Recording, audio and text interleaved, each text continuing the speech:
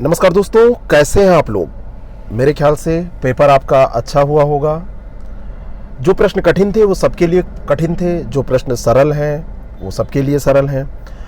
Subject अलग अलग सबका, लेकिन जीएस के प्रश्न कॉमन। तो चलिए देख लेते हैं कि जीएस के प्रश्न का सटीक आंसर क्या है। और इसको कोशिश की गई है कि 100% सही हो। बाय द वे किसी प्रश्न पे आपको कोई डाउट होता है तो आप कमेंट करके बताएंगे। बाद में हम वीडियो आप लोग फिर अपना शेयर करेंगे और फिर हम वीडियो में एक डिस्कस करेंगे कि क्या जीएस का एवरेज मार्क रहा है। लेकिन आप लोग उस मार्क्स को, जो आपके सही क्वेश्चन है, नेगेटिव मार्किंग हटाने के बाद, जैसे आपने 25 किए उसमें से 35 किए उसमें से 3 गलत है, 5 गलत हैं, तो उसको नेगेटिव मार्किंग हटा के फिर आपका क्या स्कोर है इसको शेयर कीजिएगा। पहला प्रश्न, ये सीरीज ए है, शायद सीरीज ए का ये पहला प्रश्न है। आप लोग देख लीजिएगा आप में क्या है। हड़प्पीय पुरास्थल बनावली किस नदी पर स्थित है। बहुत बढ़िया प्रश्न है ये, थोड़ा सा हटके पूछा गया है, बस इतना है। तो इस प्रश्न का सही उत्तर क्या हो जाएगा, रंगोई। इसका सही उत्तर है रंगोई, डी ऑप्शन इसका करेक्ट है। अगला जो प्रश्न है, बाणभट्ट ने हर्षचरित में किस मौर्य कालीन शासक का उल्लेख किया है। इस प्रश्न का सही उत्तर हो जाएगा बृहद्रथ, बी ऑप्शन इसका बिल्कुल करेक्ट है। निम्नलिखित में से दिल्ली के किस सुल्तान ने अमानवीय दंड देना बंद कर दिया। इसमें 99% उम्मीद है कि फिरोज शाह तुगलक इसका सही उत्तर होगा। रजिया सुल्तान, नसीरुद्दीन महमूद शाह बिल्कुल नहीं होंगे। बहलोल लोदी के बारे में थोड़ा थोड़ा कभी मिल रहा है, लेकिन ज्यादातर यही एक क्वेश्चन है जो थोड़ा सा डाउट है, तो सी ऑप्शन इसका करेक्ट है, ये फिरोज शाह तुगलक। वह कौन सा प्रथम मुगल बादशाह था जो अंग्रेजों का पेंशन भोगी बना। बिल्कुल बढ़िया सा प्रश्न, कहीं भी आपने किया होगा। तो ये है आपका शाह आलम द्वितीय, ये मिलता है तो शाह आलम हो जाएगा। और भारतीय राष्ट्रीय कांग्रेस में सम्मिलित होने के लिए सुभाष चंद्र बोस को किसने प्रेरित किया। इस प्रश्न का सही उत्तर हो जाएगा चित्तरंजन दास और एम.के. गांधी, महात्मा गांधी। 1829 में अंग्रेजों के विरुद्ध खासी जनजाति विद्रोह का नेतृत्व किसने किया था। बढ़िया प्रश्न है, और ये किया था तीरथ सिंह ने, या तिरोत सिंह यहाँ पे मिल रहा है, तो ये तीरथ सिंह या तिरोत सिंह वही हो जाएंगे। निम्नलिखित में से कौन हड़प्पीय पुरास्थल उत्तर प्रदेश में स्थित नहीं है। कौन सा यह स्थल है, और इस प्रश्न का सही उत्तर हो जाएगा, यह प्रश्न थोड़ा सा लोगों को कंफ्यूज कर रहा है, तो इसमें जो देसलपुर है, देसलपुर आपका कच्छ गुजरात में पड़ता है, बी ऑप्शन इसका करेक्ट हो जाएगा। हुलास, आलमगीरपुर और मांडी ये सब आपके यूपी में है, ध्यान रखना। थोड़ा सा अलग हटके प्रश्न बना रहा है आयोग, आरओ और पीसीएस वाले भी सावधान हो जाएं। प्रश्न थोड़े से नए आएंगे, प्रैक्टिस बहुत जरूरी होगी, एक्सप्लेनेशन व्याख्या बहुत जरूरी होगी। जल्दी इसके लिए हम लगातार प्रैक्टिस सेशन चालू करेंगे। कन्नौज पर महमूद गजनवी के आक्रमण के समय वहां का शासक कौन था। तो वहां का जो शासक था उस समय वो विद्याधर था। कौन था, विद्याधर, सी ऑप्शन इसका करेक्ट है, क्लास में हमने डिस्कस किया था। मध्यकाल में उत्तर प्रदेश के किस जनपद को शिक्षा का केंद्र होने के कारण सिराज हिंद कहा जाता है। तो ये कहा जाता है जौनपुर को। अगला प्रश्न है, निम्नलिखित गुप्तकालीन मंदिरों में कौन सा उत्तर प्रदेश में अवस्थित है। तो ये जो देवगढ़ का दशावतार मंदिर है, बहुत बार ये प्रश्न पूछा गया है, वही मंदिर है। और आरबीआई द्वारा कितने बैंकों पर जुलाई 2021 में नियमों के उल्लंघन के लिए जुर्माना लगाया गया। तो ये जुर्माना जुलाई के करंट अफेयर में आपको मिल जाएगा, है ना। जो सार्ट किया उसमें तो ये क्वेश्चन हट गया था, लेकिन जिन्होंने मंथली फॉलो किया होगा, जनवरी से पूरा अभी तक करंट पड़ा है, तो उसमें ये पड़ा हुआ है 14 बैंकों पर इसने जुर्माना लगाया था। जीएसटी परिषद का अध्यक्ष कौन होता है। करंट हम जब डिस्कस कर रहे थे तो वहां पे डिटेल में हमने बताया था कि जो सीतारमण जी हैं, निर्मला सीतारमण, केंद्रीय वित्त मंत्री, वो इस काउंसिल की हेड होती हैं, वही इसको वो चेयरपर्सन होती हैं इसकी। असमानता वायरस वैश्विक रिपोर्ट 2021 प्रकाशित की गई किसके द्वारा। तो ये ऑक्सफैम के द्वारा प्रकाशित की गई है। बढ़िया प्रश्न है। प्रधानमंत्री फसल बीमा योजना कब शुरू की गई। योजनाओं से प्रश्न पूछे जाते हैं, तो जो ये योजना है ये शुरू की गई है 2016 में शुरू की गई थी, ठीक है, 2016 में इसको शुरू किया गया था, जो प्रधानमंत्री फसल बीमा योजना है। नेक्स्ट क्वेश्चन, अगला जो प्रश्न है, निम्नलिखित में से कौन सा एक भारत निर्माण योजना का संघटक नहीं है। इनमें से क्या नहीं है। तो ये ग्रामीण सड़कें, ग्रामीण विद्युतीकरण, ग्रामीण पेयजल आपूर्ति, ये सब इसमें आती हैं। और ये जो है ग्रामीण उद्योग इसके अंतर्गत नहीं आता है। तो यहां पर ये सही उत्तर हो जाएगा सी, ग्रामीण उद्योग, सी ऑप्शन इसका करेक्ट हो जाएगा। वर्ष 2021-22 में संघीय बजट प्रस्ताव 6 स्तंभों पर आधारित था। निम्नलिखित में से कौन सा एक उसमें सम्मिलित नहीं था।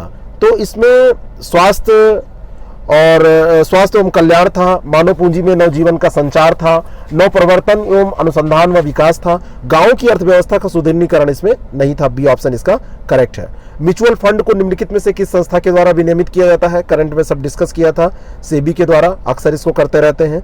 बैंकों में उपभोक्ता सेवाओं में सुधार का सुझाव देने के लिए निम्नलिखित में से कौन सा किस समिति का गठन किया गया था? डेली 30 में इसको डिस्कस किया था और यह समिति थी गोयपुरिया समिति। सी ऑप्शन इसका बिल्कुल करेक्ट हो जाएगा।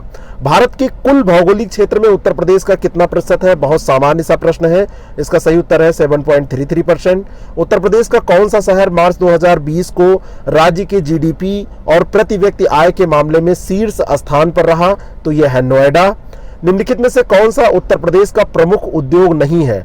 चीनी है, ऑटोमोबाइल भी, आप दिल्ली के एरियाज में उधर जाएंगे तो आपको मिल जाएगा, कपड़ा भी, कानपुर वगैरह। सीमेंट उद्योग हमारे यहाँ का मुख्य उद्योगों में से नहीं आता है। बढ़िया प्रश्न है, नॉर्मल सा प्रश्न है।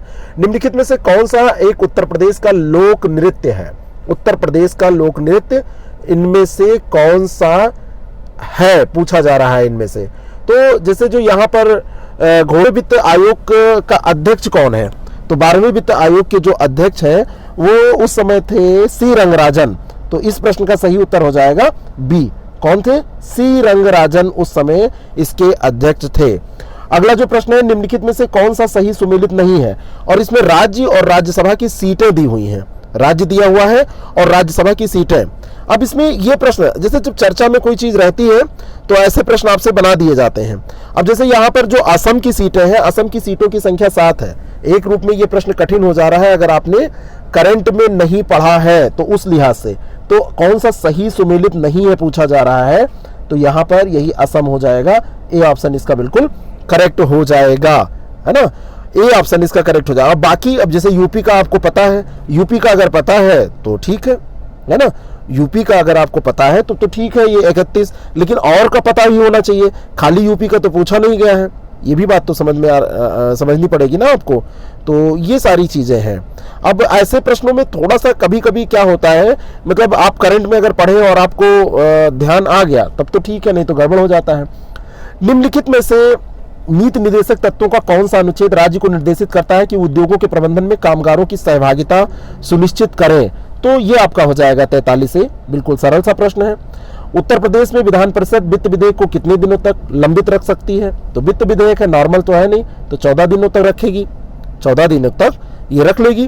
और अगला जो प्रश्न है देखिए, भारतीय संविधान के निम्नलिखित में से किस अनुच्छेद के तहत उत्तर प्रदेश में महाधिवक्ता की नियुक्ति होती है?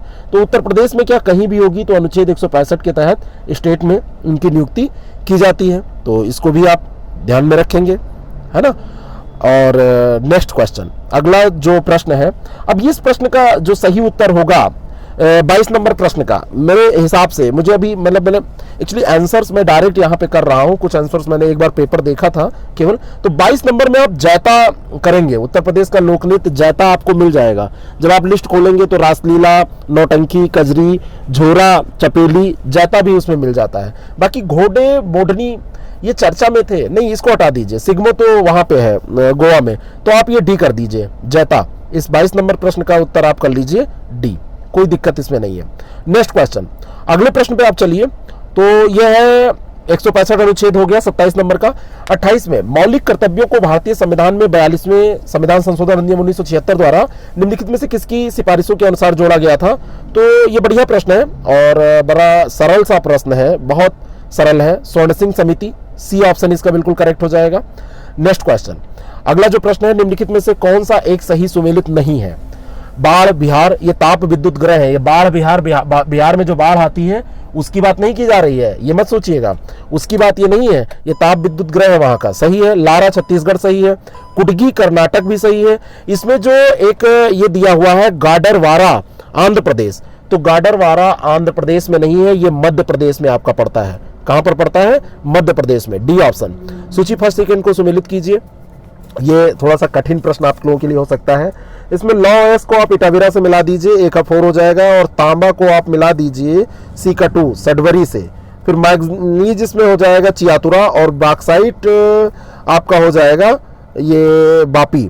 तो ए का 4, बी का 3, सी का 2, डी का 1। तो इस लिहाज से बी ऑप्शन इसका बिल्कुल करेक्ट हो जाएगा। इस प्रश्न का क्या सही उत्तर हो जाएगा? इसका सही उत्तर बी हो जाएगा।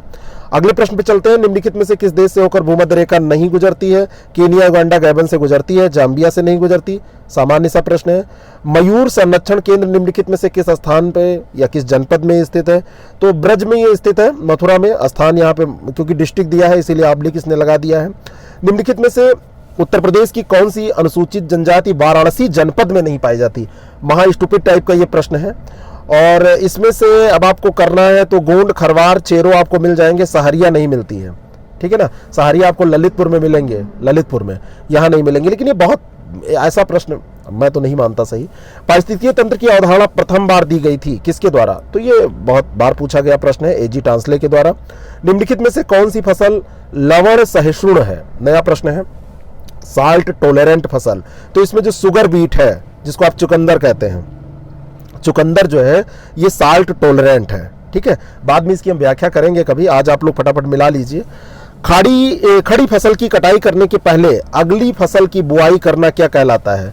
तो इसी को रिले क्रॉपिंग कहते हैं। अगर एक आपकी फसल खड़ी हुई है और दूसरा इसमें आप सक्सीडिंग क्रॉप लगा देंगे तो इसको रिले क्रॉपिंग कहा जाता है। डी ऑप्शन इसका बिल्कुल करेक्ट हो जाएगा। अगला जो प्रश्न है, किस क्षेत्र में मोटे अनाज वाली फसलें उगाई जाएंगी? जहां पर पानी की कमी होगी। तो निचले क्षेत्र नहीं, जलमग्न क्षेत्र नहीं, उच्च वर्षा वाले क्षेत्र नहीं, ऊंचाई वाले जो ऊपरी क्षेत्र होते हैं वहां पर ये मोटे फसल उगाए जाएंगे जो जहां पे पानी की कमी होती है ना।